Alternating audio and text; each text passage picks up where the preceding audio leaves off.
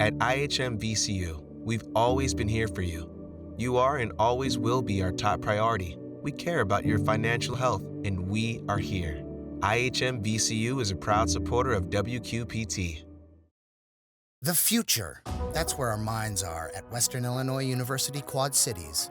We are innovators, searching for something new outside of the textbooks. Dog-loving, leadership-driven, world-changing.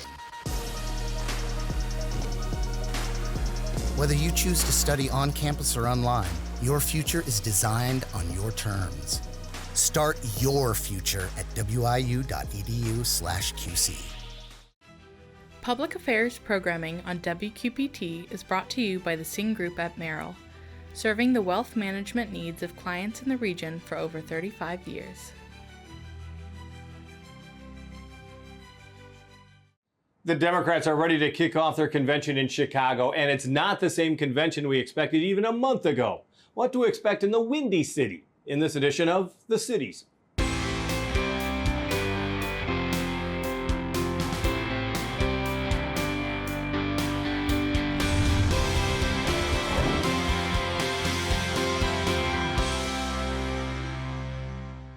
It was supposed to follow a script. An incumbent president glides through the caucus and primary season and then handily wins the party's nomination. But for Democrats, a funny thing happened on the way to Chicago. President Joe Biden's decision to step aside, endorsing Vice President Kamala Harris, who quickly coalesced her party to stand behind her, has created a dizzying 5 weeks of political drama, the likes the nation has never seen before. As Democrats get ready to gather, we talked with the head of the Iowa Democratic Party, Rita Hart. So much news when it comes to the Democratic Party over just the last 2-3 weeks. And let's start with one of the latest, and that is the selection of Tim Walz as vice president. What's your initial reaction? I'm assuming as a Midwesterner, you really do appreciate this selection. Yeah, I'm absolutely tickled to have a Midwesterner as our nominee for vice president. And I got to know Tim Walz a little bit. I spent some time with him last summer at the state fair. He came down for another event, and so I've gotten to know him a little bit. And I would tell you that he's just a great choice for vice president nominee. He's so genuine, and I think that's what's exciting. I think in general is that he is the real deal, as far as him as a public servant. That's his heart. That's who he is. He's a teacher. So we have a bit in common that way. And he just is. He really wants to make the world a better place. And so that's quite a contrast, I think, with some politicians who may look more polished and may have a particular resume that people are used to for a politician, but to have a genuine, honest, Midwestern kind of former coach and teacher be in this position, rise to this level in politics is truly encouraging, and I think it just bodes well for the country in general that this is a guy who's going to have the right values. He's going to fight for the right principles. He's really got the best interest of ordinary Iowans and ordinary Americans at heart, and he's going to work really hard for the American people. He is seen as a progressive Minnesota governor, and Kamala Harris could be seen as a progressive as well. Is that going to leave out some Democratic voters?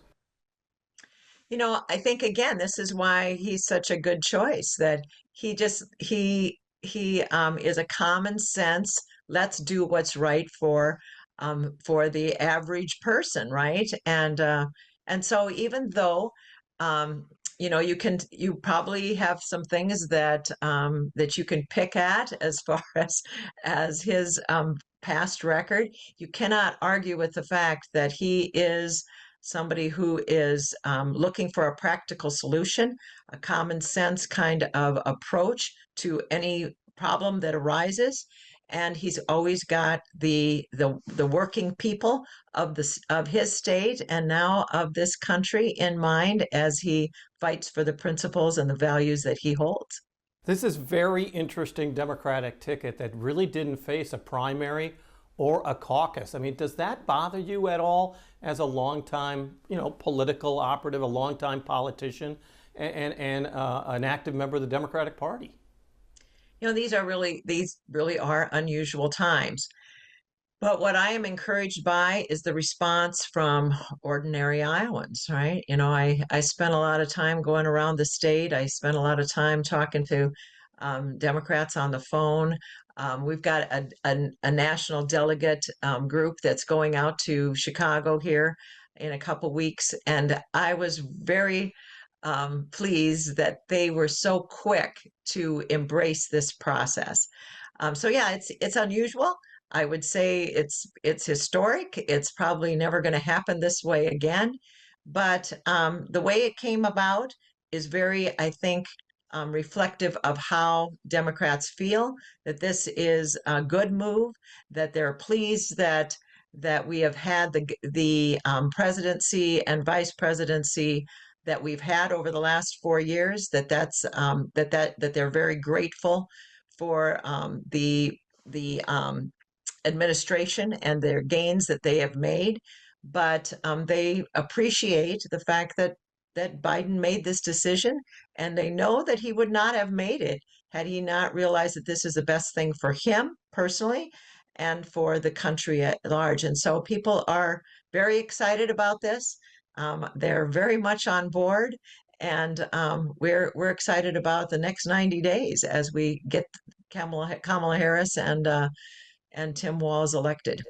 You do know that getting Democrats organized is sometimes like herding cats, and that you see that this duo of Harris and Walz has coalesced with so much support. Does that even surprise you? Yeah, I was really worried about this, that if this transpired, that we would have some kind of chaotic kind of approach here, but quite the opposite. And that too is, really makes us very positive and have a great outlook for November.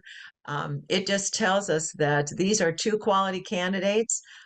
This is a process that Democrats have embraced, and we're going to work as hard as we can to get these two people elected. Well, as you know, the convention is coming up in Chicago. You will be there, of course. Usually a convention is a time that you build up some suspense, and one of the big, things of suspense is, of course, naming your vice president sometimes. Tell me, is there a reason why people should watch the convention? Because we already know everything.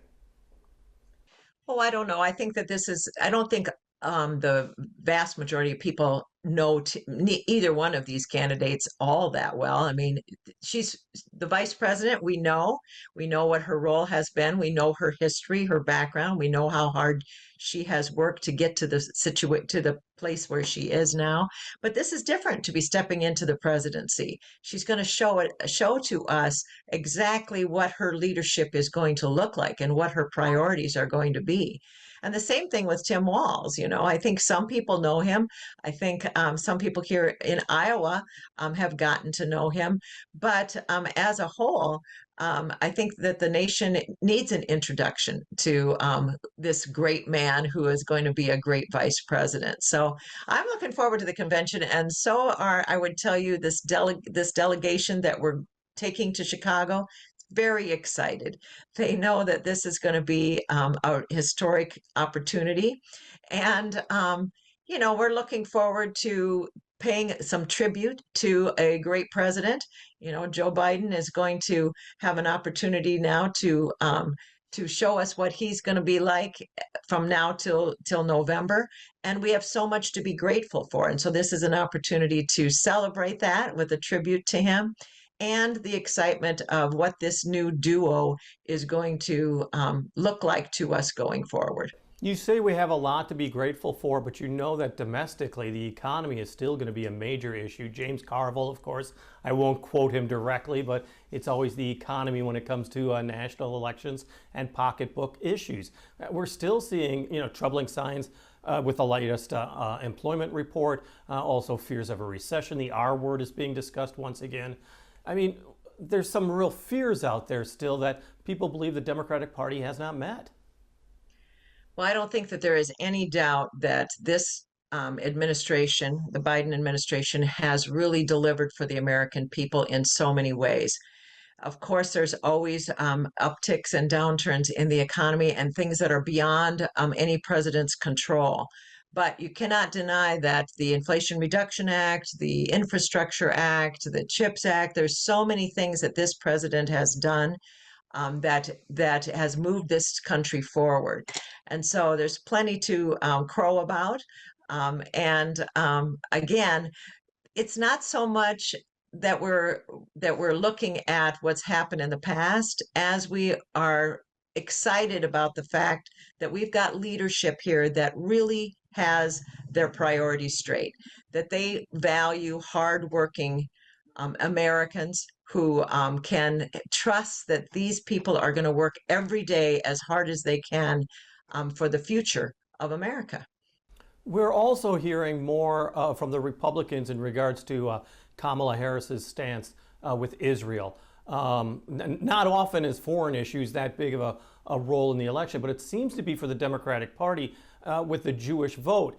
Do you fear a backlash because of some of the support for Palestinians or Gazans that's going to impact the November election? Well, again, this is an issue that, of course, is very complicated and not an easy issue. You know, it's and again, as the chair of the Iowa Democratic Party, I don't get involved in foreign relation issues too much. But I would say again that this is an issue that President Biden has been working on very carefully. It's an issue that is important to so many people, but it's tricky and it's complicated. And again, we have the faith that these two people, that Kamala Harris and Tim Walz, are going to have the right values and the belief that they can make a difference in world politics. And nobody's expecting that this is going to be something that's going to go away anytime soon, but they're going to work really hard and uphold American values as they do that. Do you feel the Democratic Party, though, is losing some of the Jewish support? Not that like one religion or one ethnic group definitely votes one way, of course, but is there a concern? As the chair of the party, I don't hear that concern a lot. Yes, I think people in general are very concerned about this issue. People are looking for peace in the Mideast, and so, but I do think that there are issues that that are more front and center, right? And people are really looking to have some leadership that helps them to solve the problems that they deal with every day.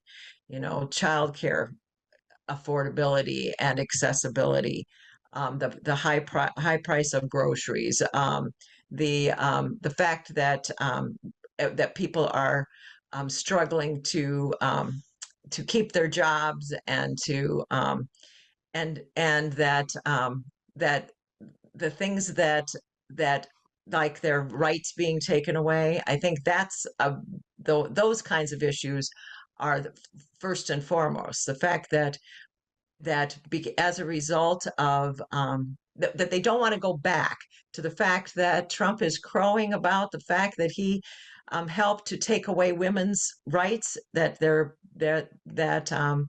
we are looking at a situation where our children and our grandchildren, our daughters and our granddaughters have fewer rights than we did growing up, going through this process. That's troubling to people.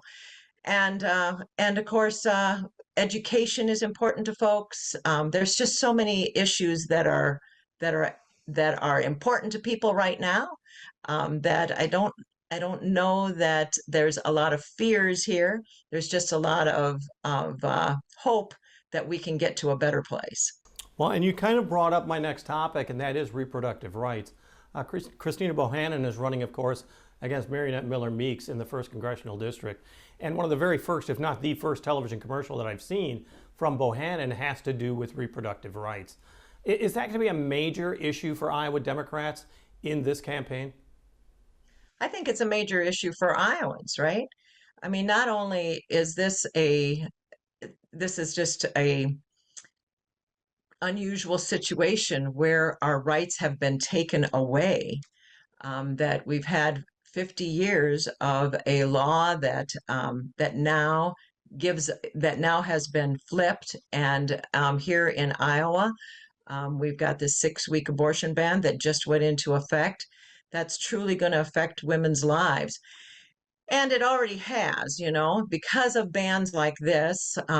Iowa finds itself in a situation where we don't have enough OBGYNs across the state to provide good quality care. And so women of all ages and all stripes are going to be affected by that. Our infant mortality rate has gone up, our maternal mortality rate has gone up, our cancer rates are high. These are things that are affected by the fact that we have an abortion ban that has discouraged OBGYNs from remaining in the state or from attracting others to come. And so our healthcare itself is definitely on the ballot. As you know, Iowa Democrats have really suffered a lot of losses. The entire congressional delegation is now Republican, basically supermajorities in the House and the state Senate, Republican governor. How do you think the Harris-Walz ticket could impact down ticket races? How do you think the people at the top of the ticket could impact the Iowa elections? Yeah, that's what we're seeing right now is, that there's an increase in optimism, and therefore we're getting more people to step up to volunteer. Our fundraising is going well. People are expressing more interest, and that's going to help us with the what we know we have to do better this time around is to get our Democratic vote back up. We have not done a good job of getting Democrats to the polls. And so to have this increased interest, this optimism, this sense of excitement around the top of the ticket is going to help drive more people to the polls, and that's going to help our down ballot candidates. The other thing is that we have more people running for office this year than we have in several cycles. So we've got good quality candidates and plenty of them running for the House and for the Senate and for our county elections down the ballot. And so to have increased interest as Democrats, getting more Democrats to the polls is going to help us get more people elected. Another bad sign for Democrats, though, is voter registration in Iowa. It used to be a 1/3 split almost perfectly between Republicans, Democrats, and independents, but Republicans have really surged in registration. Wouldn't that be a cause of concern? Yeah, again, that's what we are working on. That's why it's really great to have an increased surge of optimism at the top of the ticket because people have been discouraged, and I believe that there's been a lot of discouragement on both sides of the aisle. But this is an opportunity for us to get that excitement back, especially from certain factions of Democrats. Young people now have a more reason to be optimistic and get more involved. So that's what we're working on, is making sure we get this message out that this is a strong effort on the part of Democrats to prioritize women's reproductive rights, to prioritize public education and our taxpayer dollars going to public education rather than to private schools and families who can already afford to send their kids to private schools. And the ability of Democrats to say that we are the party that's working on climate change. We are the party that works hard for working families. We're the party that cares about minimum wage, that cares about making sure that families can have the kind of employment and the kind of pay that helps them to sleep well at night. This is the party we are, and this gives us new energy to make that case. This may seem like a strange question, but you've been in the public spotlight for a long time, and passions are great on both sides of issues in politics right now. And of course, there was the assassination attempt against former President Trump. And there were reports, of course, that there are other assassination threats that have been increasing across America, some from foreign influences, some perhaps domestically. Does it concern you, first off, the temperature of the campaigns, and are there concerns for the safety of all candidates? Absolutely. I mean, no one is happy about an assassination attempt, right? That is a very concerning thing. And it's reflective of the divisiveness that we have seen develop over the last several cycles. People are tired of that. I'm tired of that. And again, I guess that's one thing that I'm excited about myself personally with the Harris-Walz ticket is that I watch those two talk about their priorities, their values. And as they're doing that, they have great joy because they know how to talk to folks and disagree with folks and not create animosity. We can be on the opposite side of issues and respect each other and get along. But we haven't been doing that well as a country over the last couple cycles, and that's got to change. You know, um, the country that we want to live in is a country where we can disagree, but we can work together and to find common ground. And that's how most people want to be. But we have found ourselves in this very divisive environment. And I think people are really tired of it. They're looking for leadership that'll lead us the way out of that. And that's what I see with Harris and Walz. I see two very dedicated people who know how to get this job done and know how to do it with joy. And finally, and we just have a few moments left, Joe Biden stepping down. What does that say politically about Joe Biden's legacy? Well, again, I think Joe Biden's legacy is going to be really positive in the history books. And I think, again, I mean, people have said this many times, but I think it's very true. His decision here to step aside was a selfless one. He did this because he thought it was the best thing to do for the country. And that's so honorable. And you know, I think that's why, again, I'm looking forward to the National Convention. We have an opportunity to say to Joe, thank you. You're doing the right thing. We appreciate everything you've done. And now it's up to us. It's up to us to pick up the baton and lead us into a better future. Our thanks to Iowa Democratic Party Chair Rita Hart. Lojo Russo has been busy with performances in the cities, including the ones in the Minnesota cities. She's set to play at the Bureau County Fair later this month, but we caught up with her when she played one of her originals at the Black Box Theater in Moline. That's where she took to the stage to play Undone.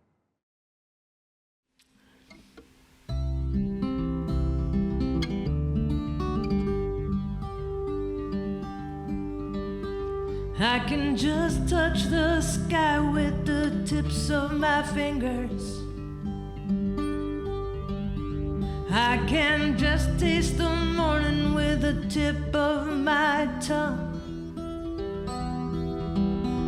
I can just feel the warmth of your breath where it lingers. I can just hear my heartbeat and know I'm undone.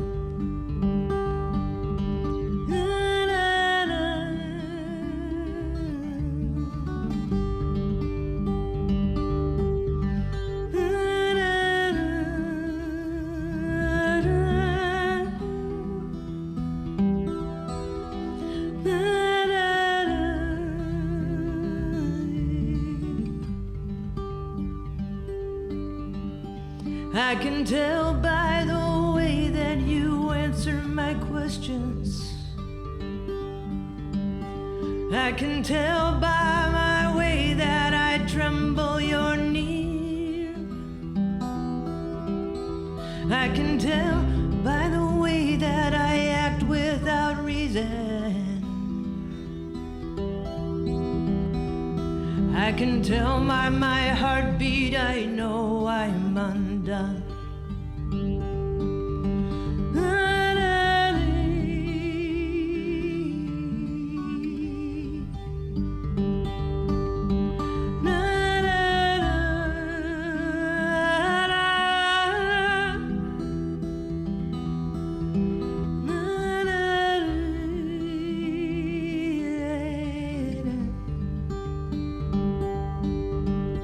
With the touch of your hand, I can hold it together. With the sound of your voice, I can hear all the songs. With the way that you look at me, I see forever. With the way that my heart beats, I know I'm undone.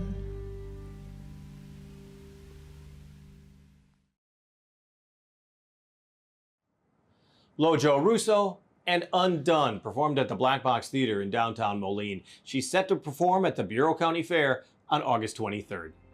On the air, on the radio, on the web, on your mobile device, and streaming on your computer, thanks for taking some time to join us as we talk about the issues on the cities.